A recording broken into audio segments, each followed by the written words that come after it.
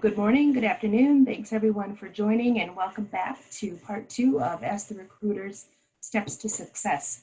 Last week we covered steps 1 and 2, and if you weren't able to join last week, we did send out an email that came through Eventbrite to everyone who was registered with the link for that video. We will, we'll do something similar today after we finish up. And not only will we send out the link to both videos, we'll also provide you guys with the various resources that are mentioned and posted in the chat screens. We'll give you those links and websites. So today during the session, just as a reminder, if you do have a specific question that you would like posed to the Job Search team, please use the Q&A chat option. And we'll leave the chat screen on the far right just for general chat. And please feel free to share information there with each other and talk. Since we pretty much have the same group as last week, there's really no need to go around and do introductions again.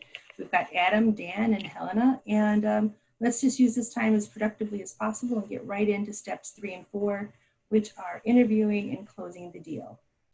So you guys take it away. Great. Thanks everyone for joining. I've seen a lot of familiar names, so it's good to see you guys back again. Before we start today, we just wanted to run a quick poll on how people feel about interviewing. So I think that's probably going to pop up now. First question, how confident do you feel about interviewing? And also we want to know, how do you find, or what do you find the most scary about interviews? So if you could just click your answer to that now, that will help kind of give us some direction or areas to cover in particular. That'd be great. Few more seconds. Okay, that should be enough time.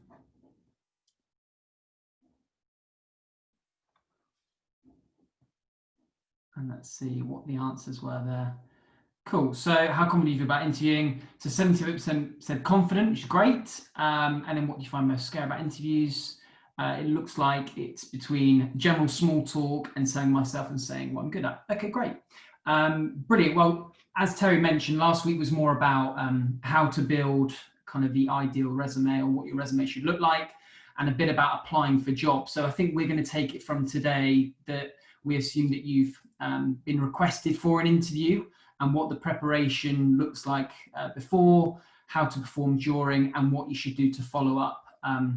And then we'll go on to how to negotiate a good job offer and what salary you should be looking for. So assuming that you have been requested for an interview, I think the first point that I really want to make is providing availability. Availability is something that us recruiters are doing all the time, right? And the more available you can make yourself to interview, the more likely you are to get in front of the HR manager quicker. So because things are so competitive at the moment, my number one bit of advice for anyone who's looking for a job is try and make yourself as available as possible. Now, it may sound silly and you may think, oh, obviously I'm going to open up my diary, but you'd be surprised. And unfortunately, in the past, we've had people that have delayed giving availability, or they've pushed it to next week. And in the meantime, another agency has submitted a candidate forward and someone's been interviewing before them and got the job as a result of it. So the key thing to start with is provide as much availability as possible. So once you've done that and you've got a time in the diary, the next thing that I would do as a candidate is actually get on the phone with my recruiter and quiz them on everything that I need to know about the person that I'm meeting, what the role is, know that inside out, and also what I can do to prepare. Now, everyone goes away typically and researches the company that they're interviewing for, who they're meeting, and has a general overview of what they do. The kind of questions that I would want to ask are, what does the role look like in 3 years' time? Or why do your other assistants love working there? I'd want to know the intricate details that aren't on the website, because you've got to assume that it's public knowledge. Anybody out there can go and find that. You really want to be asking your recruiter the things that not many people know, right? Things about the HR manager's history, what they look for, what their character's like. Are they really charismatic? Are they a complete poker face? Just so that when you go into an interview, you know what to expect. So do your due diligence beforehand and make sure that you go into an interview not just knowing what the job is and what the company do, but you know everything possible about that person. I think is a good starting point for me.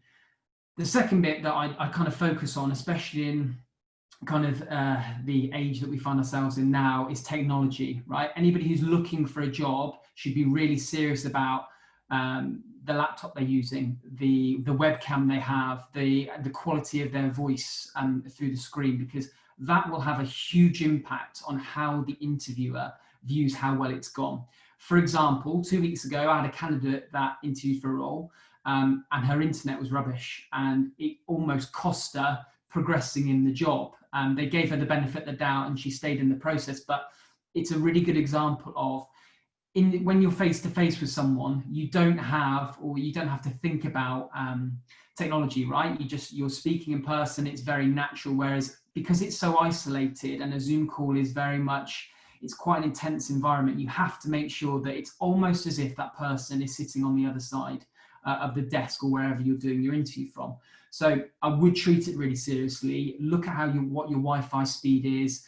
Look at the quality of your webcam. Sometimes the cameras that are built into laptops and are on Surface Pros or whatever it might be aren't amazing. So Amazon provides loads of different options in terms of what your price range is, your budget is, but I would invest in that. It will make a huge difference.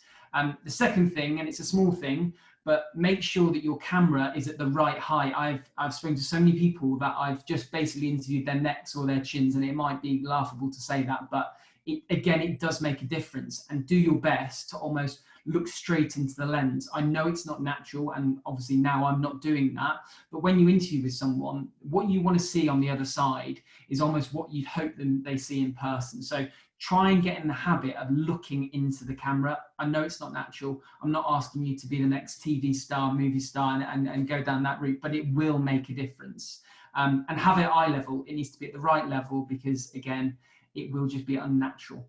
And then I've had a lot of questions about dress code and what to wear. Now, use common sense. Go onto their website. Again, ask your recruiter, what is the dress code? Is it t-shirt and trousers? Is it smart casual? Is it suit attire? Dress appropriately, because if you turn up to an interview and you're dressed for a really, really corporate role, they will assume that you don't know anything about their business. If they are fairly laid back and it's not about basic appearance, then they will assume that someone interviewing for that job will dress appropriately. So you can almost lose an interview in the first few seconds if you make a misjudgment. So again, speak to your recruiter, do your research, look at the website, look at their social media platforms, and think, what would be normal for them to see in a Zoom meeting with their colleagues? What would people be wearing? Again, it's a minor detail, but it will make a big difference. And then for me, I think during the interview, it's really, really important to just try and make it as natural as possible.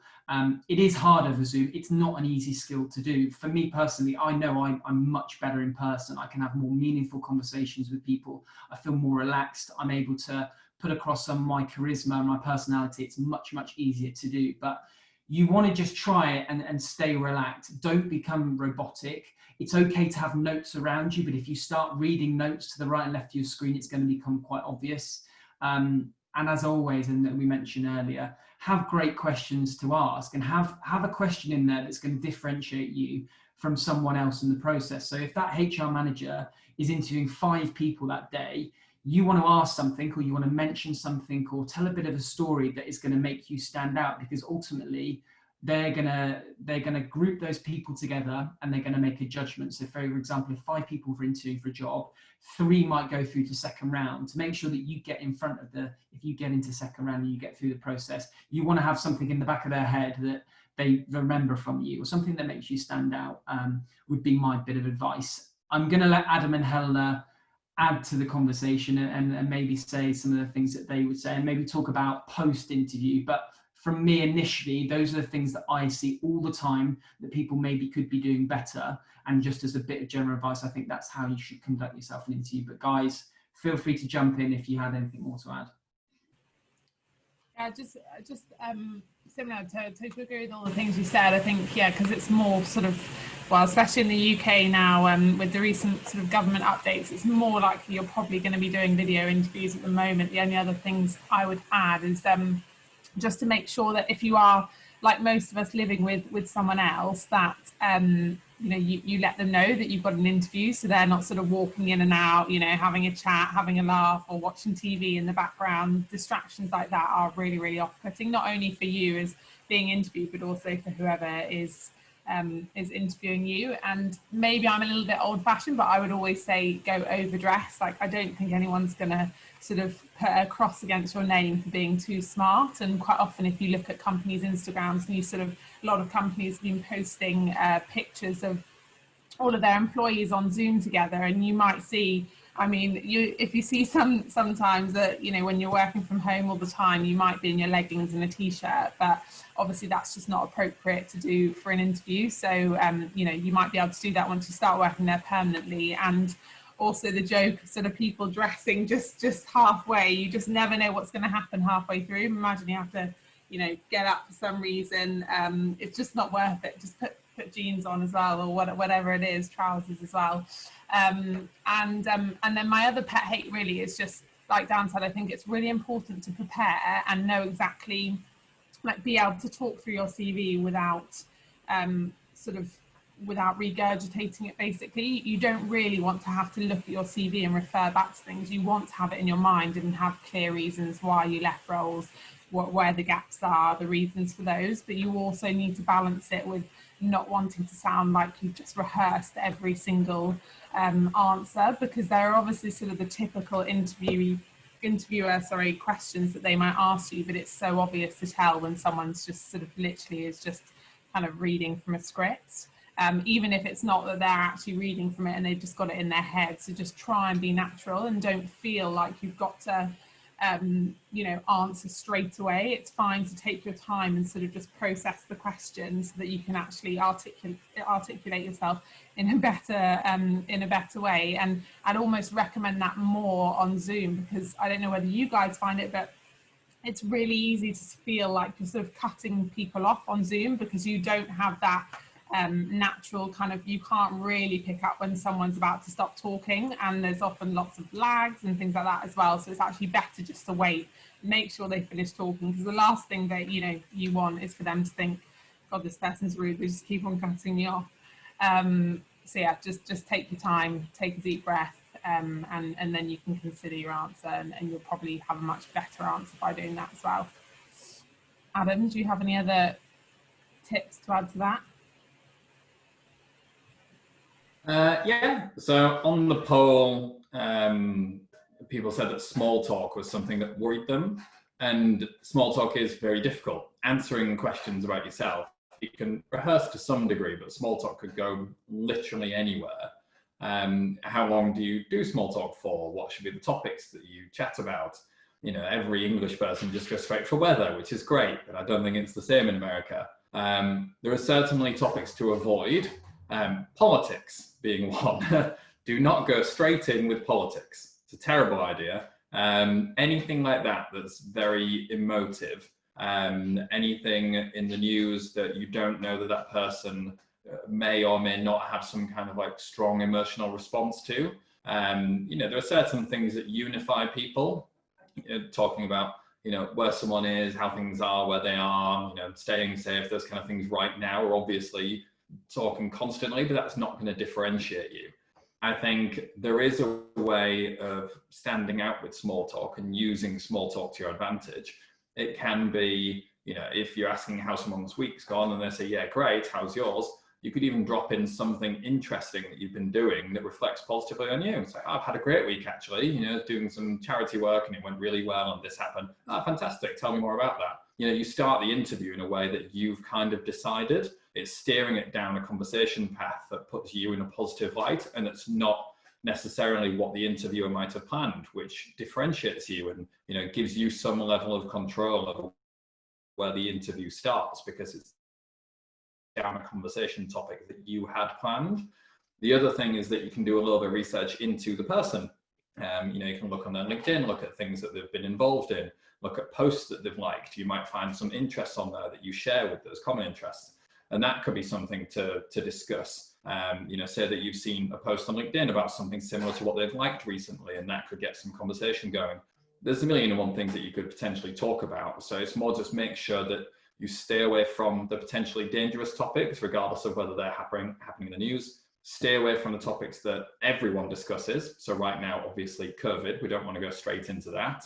Try not to be British and talk about weather because it's boring, even though we love it. Feel free to talk to us about weather constantly. And then just think about the things that will be unique to you or something that reflects positively, towards you by discussing it as something like small talk.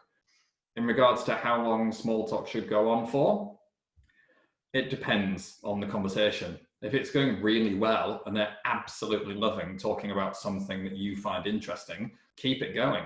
The longer that you can keep them engaged and enjoying the conversation, and the longer it stays away from that question answer boring interview that they might have done 5-6 times already that day, the better. But once you feel like the conversation has run its course, if you can be the one to steer it into the interview, that again gives you that assertiveness and that control of the interview that is really, really impressive. And obviously it gives you the chance to be the person who is kind of managing where the interview goes. You could almost look at what the first questions could be. You could introduce yourself before they introduce themselves. You could give yourself time for an elevator pitch to switch it from the general chit chat small talk to the more interview style. And you can get some really interesting points across before they've asked you any questions that you might not be prepared for. Like I said, it's a difficult thing to do and it's not necessarily an exact science, but it's something that you can definitely talk through with your recruiter, and it's always worth gathering information and planning beforehand. If you go into small talk and keep it as something kind of off the cuff, it sometimes can go wrong. So that's one thing that I would think about what topics you want to cover. So Adam, Sorry, I was going to say that lines up with a question that we have. Is it acceptable to bring notes with you to the interview? The questions that you've brought down, that you've written down yourself, does it look prepared? Does it look like what's your opinion on that?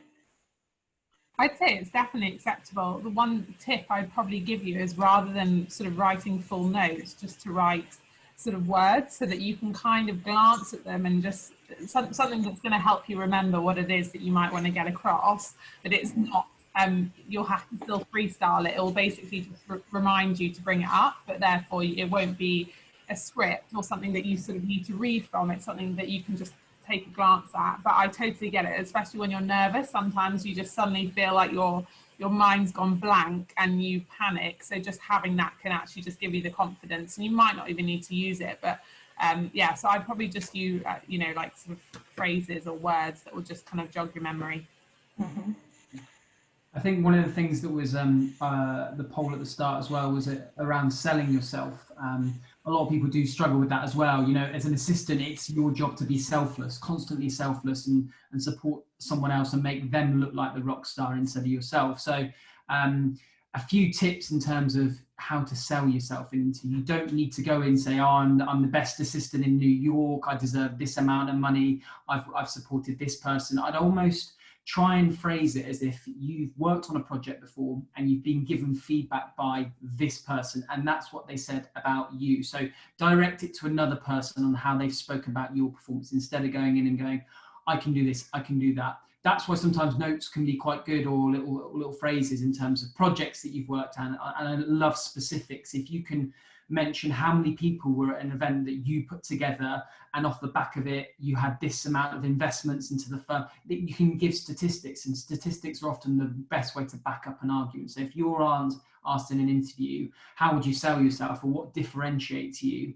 giving little examples like that is going to come off really, really well. So you can use cue cards for things like that. But it's funny, I've obviously worked and placed people in London, and now I'm working in the New York team. And actually I found that New York candidates are really good at selling themselves. Typically they're very, very confident, very articulate, but it's the way that you do it which will come across really well or a bit too much. So I love confidence in interview. I'm a big fan of it, but it's just the way, it's the detail you give. And also, as I said, just if you can give it from someone else's perspective, that always goes down really well in my opinion.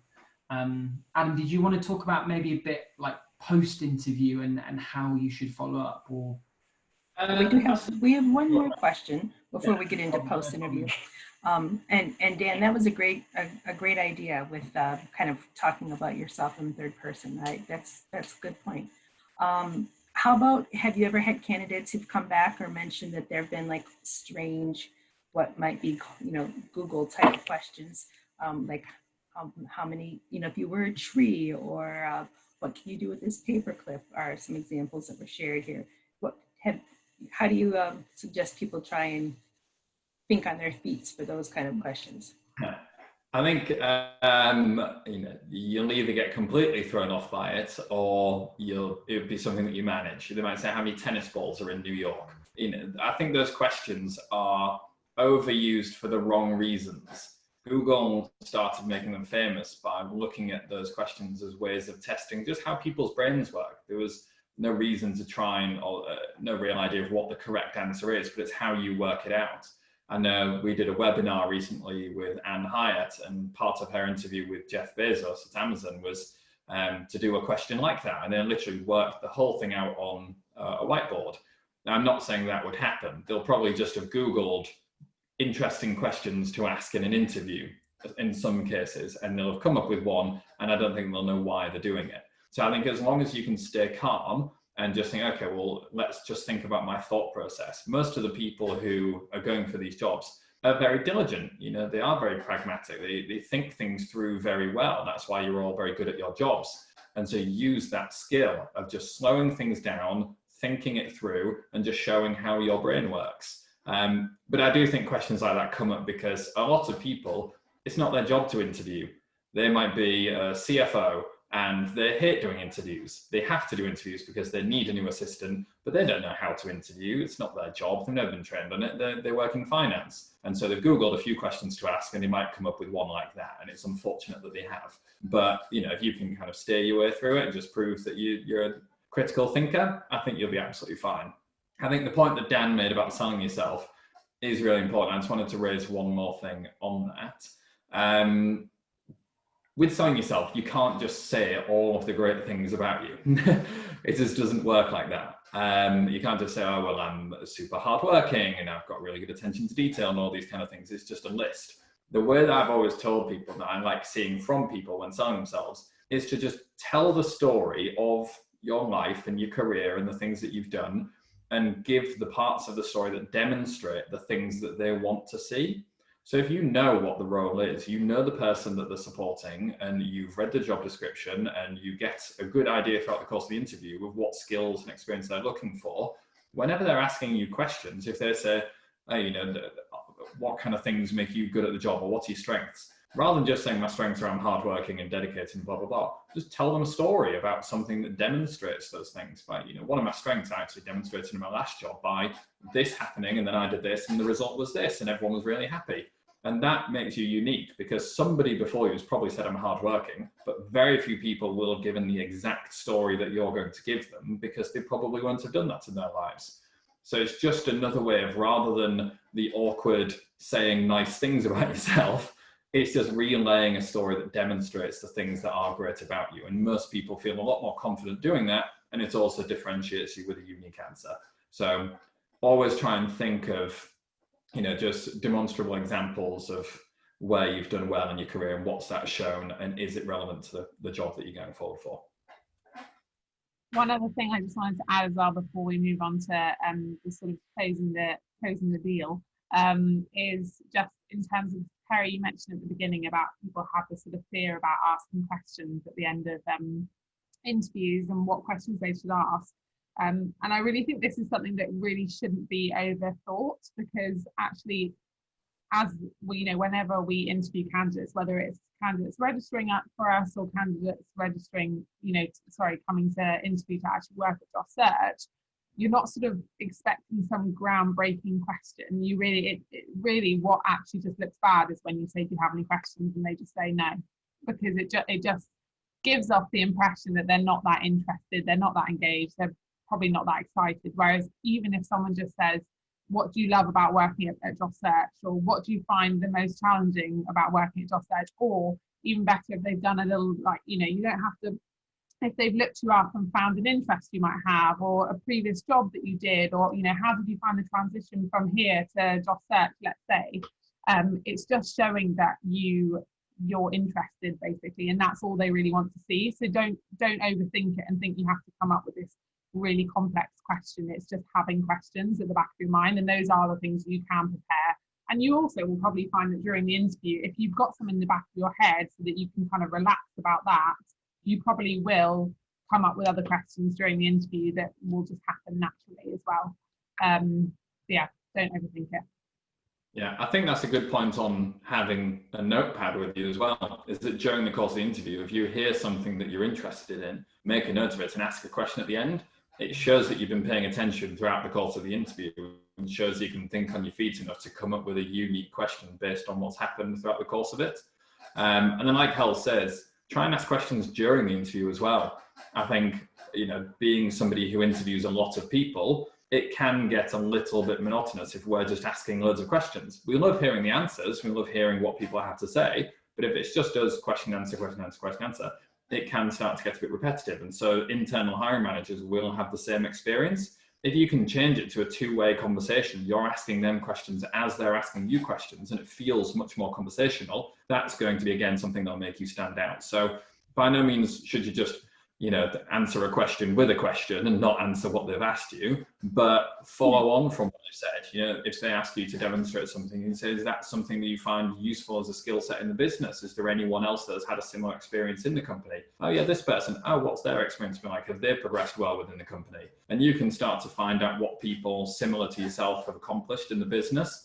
And it's also getting them to think on the feet and actually switch their brains on from just the robot of asking these list of questions, hearing your answers and making some notes. They're actually going to have to think about the conversation.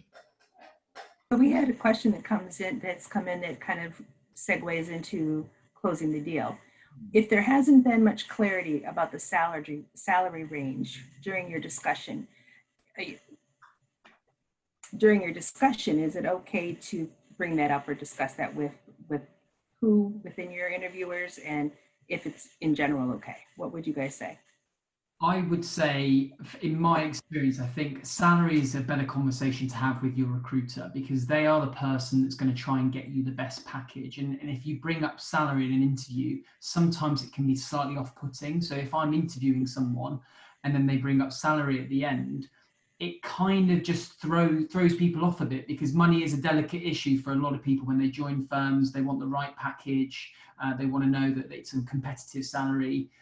The recruiter should be in the best possible position to get you the best package, right? And also beforehand, I would want to just emphasize to everyone that's put forward for a job, ask your recruiter at what salary you're put forward for. So it's completely transparent. So you know, for example, if the role is paying up to $100,000, your recruiter has put you forward at $100,000, you are under the assumption that if you are offered that job, it is going to be at the salary that you're put forward for, right? There's no kind of negotiation at the end, whereas, could I actually have 110? Could I have 150? That often can lead to, unfortunately, people not getting jobs because they're not, they're wanting a bit more. If you have that open, transparent conversation with your recruiter during the screening process, during the process where you're told about the job, that's where it's the smoothest transition, because all you've got to wait for then is a phone call from your recruiter saying, great, they absolutely love you. This is the salary they've offered you. This is what you wanted. It's exactly the same. You start in 2 weeks. So that's how you want the process to end. You don't want it to end with, actually, can you get me, 10,000, 15,000 more? Or is there any negotiation there? Because you've got to think that if you're introduced to a job at a salary and you know that's what the max they pay, if you then ask for more, then it's going to, it brings into question your thinking, your process, your communication. So that's my opinion. Keep salary with your recruiter. I don't know if you guys have any other comments on that particularly. I think it'd be interesting to know what people think about salary negotiations. We do have another poll just to see what the confidence levels are.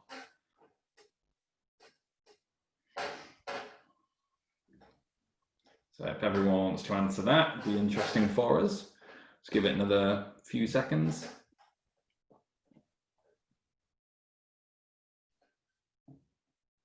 All right, hopefully everyone's done it. If we can load up the answers. So only 18% feel confident in salary negotiations, and over half don't know how much to ask for in the next salary. So that is very, very common. And it's something that we have constantly with candidates, because one of the great things about working with recruiters is that you can have a very honest salary conversation where saying to a potential employer, I want that, is that reasonable? You know, you can't really say that, but you could say that to a recruiter, and then the recruiter could obviously speak to the client almost not on your behalf, but on their own behalf. I could say to a client, what salary are you going to pay? You know, would you push higher? Would you offer this instead? Would you go to this? Blah, blah, blah. It's very different for somebody who's actually going for the job to say those things as frankly as that, whereas we can be the middleman and do that on your behalf. If you're not working with a recruiter, then obviously it's very hard for you to have those conversations. And so you're a little bit in the dark as to what you could go for. You don't know how high that client could go. And so lots of the time people end up underselling themselves massively. So, you know, in the UK, the law is very different to the US. In the UK, a future employer could ask what your current salary is. And a lot of the time the offer is based off of that. So it's an increase on what your current salary is, but nothing crazy. Sometimes it is, but normally it's just a certain percentage above. In New York and certain other parts of America, as far as I'm aware, you can't ask what the person's current salary is. You've just got to ask, what do you want? Now that is great in one sense, in that if you are currently underpaid, you're not going to be underpaid in your next job. You can actually bump up a reasonable amount to what you're actually worth. The downside is, what on earth do you actually ask for? What's reasonable? How do you value yourself? Do you ask your friends? Maybe, but they're different people to you in different jobs, in different companies. You can't ask what the people in the current companies are earning in a similar role to you, because you're not allowed to. And you can't ask what the employer would say, because they would probably say, you know, the lowest that they can get to that's reasonable. So how do you work it out? I think the best thing to have is a range, you know, ranging from what is the lowest you would accept at based on the job and how it sounds, and, you know, kind of decide that for yourself beforehand. So work out your finances. Is it an increase on where you currently are? Is the job, or if the job is absolutely the best job ever and you would love it, and looking into work every day and the benefits are great, you would accept that, but it's the minimum. And then go all the way up to the maximum. You know, what do I think is unreasonable that's, you know, or what would I need if the job was rubbish and I hated it? You know, what's the salary that they would have to pay me in order to move if the job wasn't ideal? And then just work somewhere within that range and just be flexible on a number of different things. There are lots of other things to consider alongside salary, such as the benefits, the commute, the hours in the office, the team, how much do you like them? I would happily take a slightly lower salary to work with great people. I don't mean literally now, I work with great people already, you know, but just if I was looking at a different job. And so there's all of those things to consider. Sorry, I'm rambling. Hells, what do you think? To be honest, I don't really have, I think that's all really good advice. I don't really have loads more to add to that, unless there's any specific questions that that people have on it. Dan? No, I think that's right. I think Adam kind of mentioned it in terms of benefits, but look at overall comp in terms of bonus and overtime as well, and just think, if I take if I make a lateral move now, could I be really high up in 2 years' time? So often what will happen is a candidate will take a job at a really high salary, but for the next 3 years, they won't get a pay rise, whereas they could move for less money now, and then in 2-3 years' time, see a really huge increase. So also, again, at the beginning stages of the process, ask your recruiter, say, well, what does the progression look like? If I support the CEO now, where can I get to in 5 years' time? Can I go into a chief of staff role? Can I go into, what can I do that's different and it's going to make me keep progressing? So, yeah, be open and transparent. And also, you know, we always ask candidates, what would you accept at? So I want to know the exact figure that you'd accept at. And you have to be honest. If you're really going to accept it, 120, but the role is paying up to 110, but you think, actually, I'm going to interview and see if I can get a bit more. You can't think like that. You will get unstuck because they will be seeing other candidates that will accept $10,000 less, for example. But it's a tricky one, right? If you're in doubt, just ask your recruiter and ask for some advice and say, what's the market paying for this kind of role? Yeah, that's the only thing I had to add on that. I want to add one other, can I ask one other question for you guys to consider myself? Benefit packages are frequently, you know, there's a wide range, whether, you know, sometimes they're gym and lunch in the office and, you know, like all this stuff, but they're also, you know, potentially there's a difference in how much you pay out of pocket for your health benefits. Whether you have other, you know, how much of that can you find out ahead of time to help the interview candidate make that part of their decision?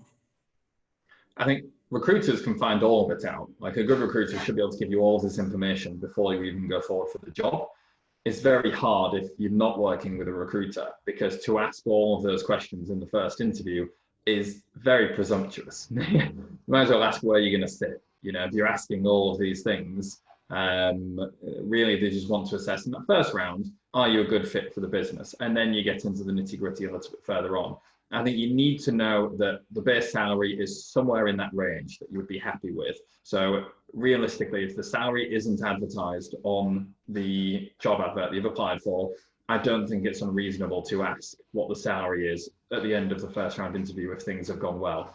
If it's somewhere in the ballpark of what you're looking for, then you can ask about the rest of the benefits, you know, either in the second interview or maybe in some communications between the first two, or just ask, do you have like a document outlining the benefits for the role? It would be great to see as a follow-up.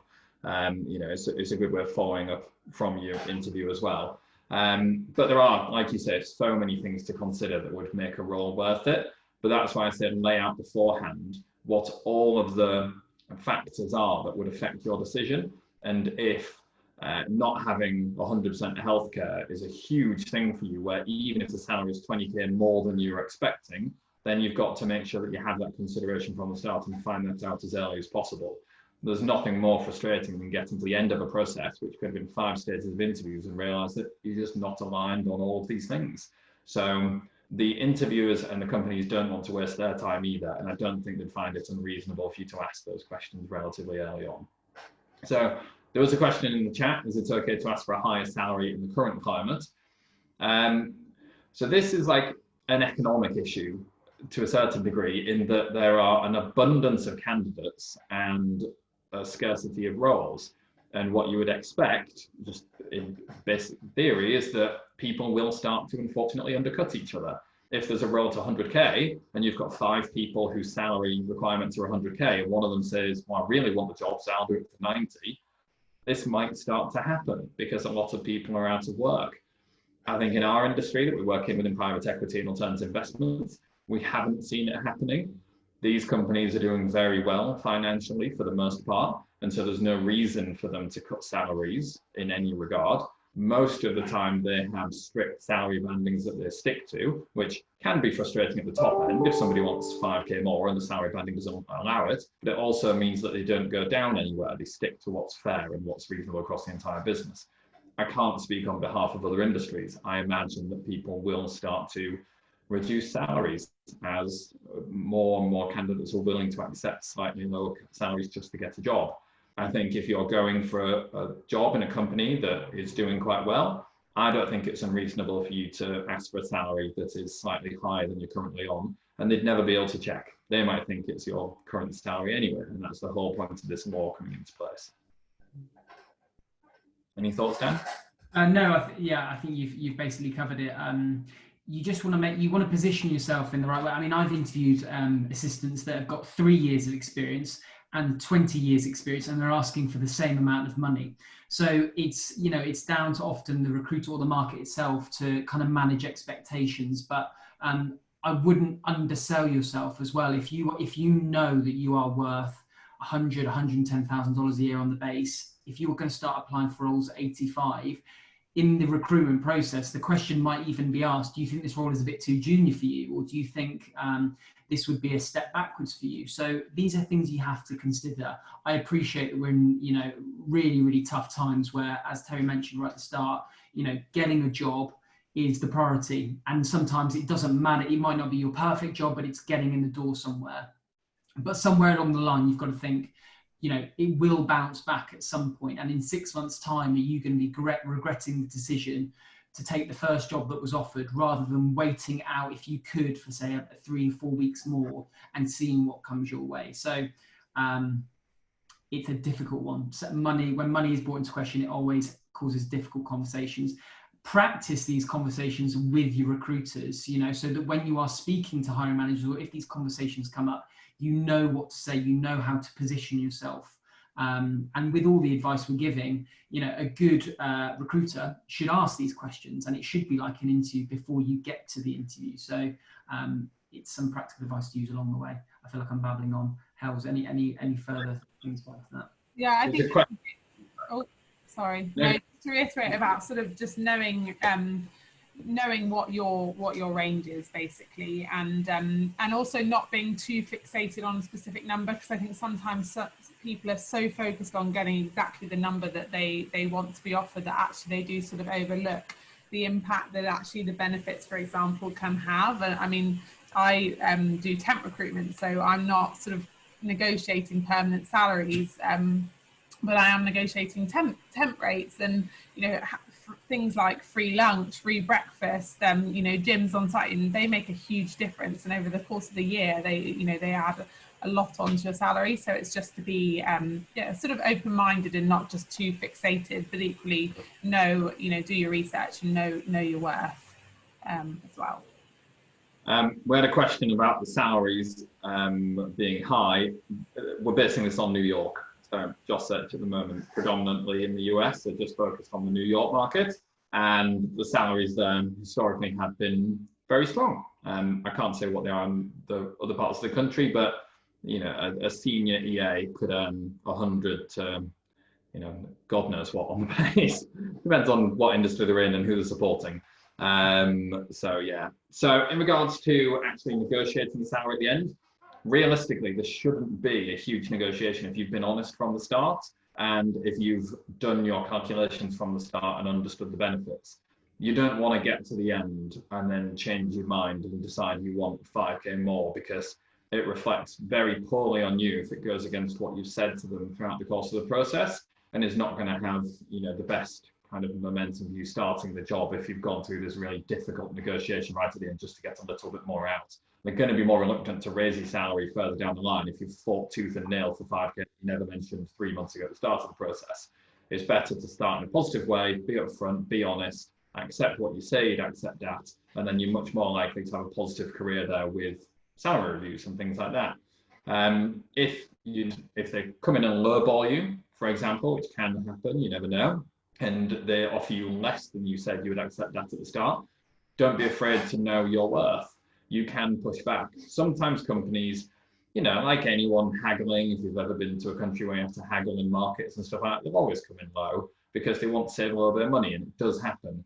But, don't just accept because you really want the job. Push back, remind them that you said the whole time that you wanted X salary and that's what you were going forward for, and you won't accept it lower. If you're confident, they will offer you that amount. There's a difference between being greedy and asking for what you've said all along you believe you're worth. So that's also, if you have a recruiter, they can do on your behalf, because the recruiter can say things that you can't necessarily, like, why on earth have you offered that, you idiot, to the client?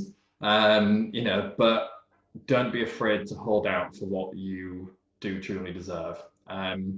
Okay, in regards to follow-ups, I think that's probably the last thing. So if you do get an offer and you have accepted the offer, what do you do from there? Is there anything you can do in the meantime to make sure that the job is safe? Is there anything you should be doing to have a positive onboarding? Should you be getting to know staff? Dan, what do you think? In terms of follow-ups? Yeah. So between offer acceptance and starting the job, is there anything that people can do to stand out and have a positive start to a job?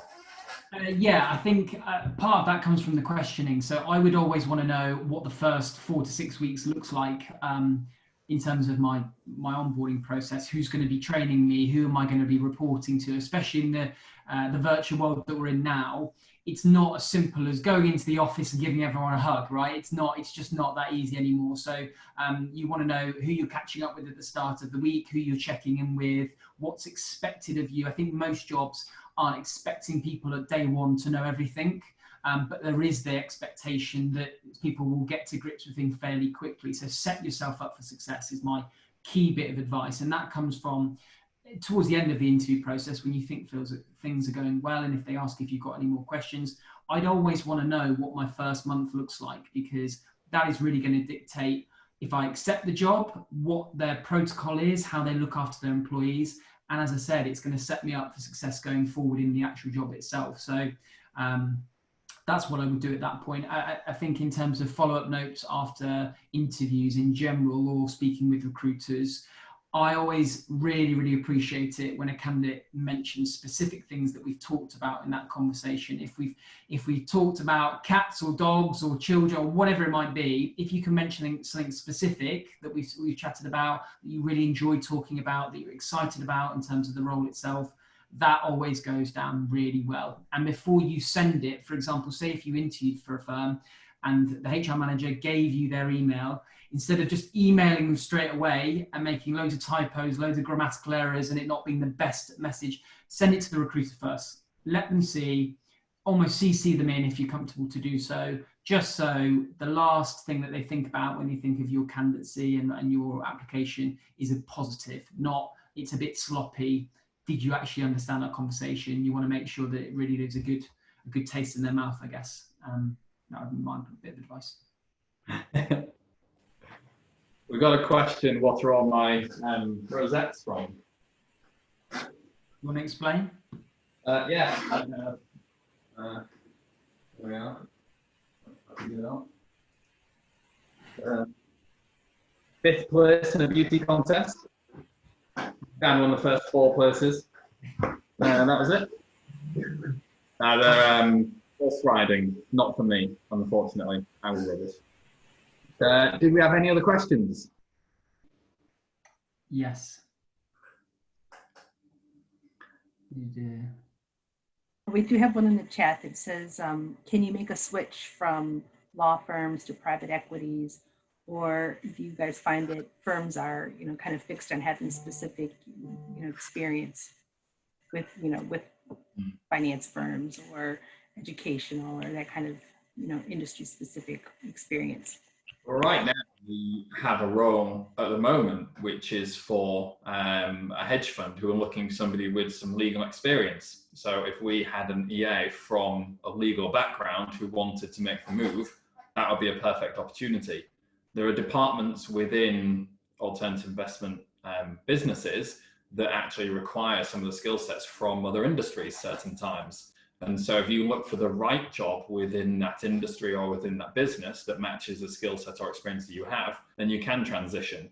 I think the blanket approach of we want someone with a similar background, meaning a similar industry or similar type of company, doesn't necessarily reflect well to the individual position. So recruiters generally will look for outliers outside of the search that have all the skill set but might come from a slightly different diverse background that they might not have considered that could work really well. Definitely. I think my biggest bugbear is when candidates say, oh, I haven't worked in finance before, but it's all the same, isn't it? It's the same job. And yes, don't get me wrong, there are elements of an EA role that are transferable to any organisation, but having the appreciation that the terminology will be different, the pace will be different, the kind of people that you'll be dealing with on a day-to-day will be different, is what will set you apart and make that transition easier. So appreciate that it's going to be different and don't think, oh, it's going to be a breeze. I've been in EA for 15 years. How hard can it be? I would be a bit vulnerable and say, if you're going to make the switch and if you're going to change industry, you are appreciative of the fact that things are going to feel a bit strange, but you are still more than capable of doing that job. I think I hear that all the time. Your approach is what will separate you from other candidates, I think. Yeah, I think also using recruiters in that sense can be useful. A lot of the time recruiters will specialize in a certain area and they can give you some good insights as to whether your experience would be relevant to either the jobs they're working on or the industry in general, and also give you some tips on how to get into that industry. Certain industries will look for different things, certain industries require different things of their assistant population, and certain industries look for things in interviews that, just slight different tweaks in the way in which you interview, cross-learn in their target market. And, for us, for example, we could give you a lot of advice as to what you would need to show and demonstrate in an interview in order to do the job in private equity with a slightly different interview. And so using Adam, you're a little gargled there. Yeah. Yeah, Adam, I'm sorry. We kind of missed the last part of your comment there. You were a little bit garbled. Don't worry, there wasn't any. That was much better. So. Just basically use recruiters that specialize in the field that you want to get into, and they can give you very specific advice of what in order to demonstrate. Yeah. I think just to add to that as well, in terms of the kind of should you use a recruiter or should you not use a recruiter, I think you can do both. I think in terms of the sort of salary negotiation and stuff, and having someone as your middleman who's actively representing you, there are obviously a lot of pros about using a recruiter. But equally, if there are, well, we probably shouldn't say this, if there are specific companies that you want to work with, there's absolutely no harm in applying for them directly as well. I just emphasize with recruiters, rather than just trying to register with as many as possible, just like Adam said, pick one that's specialist, pick one that you know, actually you can sort of partner with, that is going to represent you and isn't just going to sort of think, right, what experience do you have? You can go into the same role, and is sort of willing to challenge their clients and yeah, find out actually what is going to work for you and push for you as well on your behalf. So what if somebody's never worked with a recruiter before? Could you believe that's possible, first of all? And second of all, how do you encourage or recommend that somebody engages with recruiters? I mean, I know that on LinkedIn, you know, we would frequently get, you know, kind of, you know, requests, you know, where they say, we have a role for you. You know, do you just respond to those? Do you do word? What do you think is the best way to find? I mean, of course, they would want to work with you guys, but if for some reason they're not here in New York or London, how do you recommend that they pick a good recruiter? I think make it as easy as possible for them to respond. So if I'm reaching out to a recruiter, I would reach out to them and say, I've seen this job available. I'm interested because of these reasons. I'm available to speak at these times. Feel free to call me. Here's my email. I would almost just give them all the information they need. So it's not a back and forth me saying, oh, when are you free to speak? Oh, I'm free at that.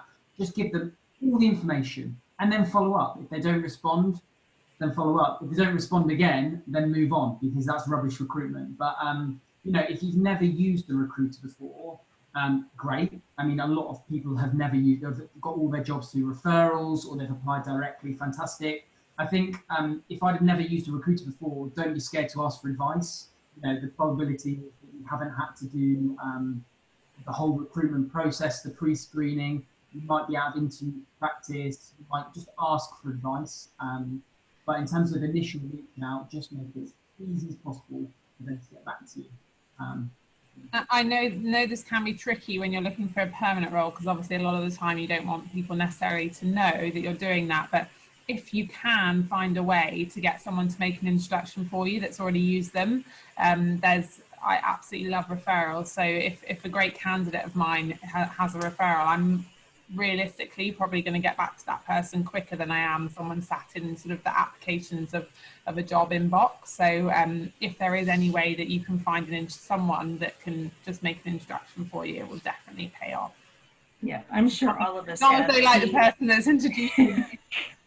I'm sure all of us have key recruiters that we've worked with in the past, and certainly recruiters that we would not work with again. So just ask around. I'm sure, you know, colleagues or outside of, you know, your current network that you're working with would have recommendations to make. Absolutely. Well, I think we are just about on time here. I don't see any other questions. I know that one of the comments that Dan made was, or excuse me, that Adam made, I don't know why I do that to you guys, was that sometimes your interviewers are not skilled interviewers. They're not taught how to be interviewers. And that kind of segues actually into a topic that I think is also really important, and that's our next session on October 7th. We're going to be doing a session on peer interviewing skills. So for those of us who are currently working and we're interviewing other EAs, this will be a way to help us learn how to do it right. So that's up on our social media accounts, and I'll send the link to everyone also. But again, that's October 7th. And I just want to thank you guys, Joss. Looking forward to seeing you guys in person one day soon, probably next year, but soon. And thank you again for spending time with us. And I'm sure we'll have another session in the future too.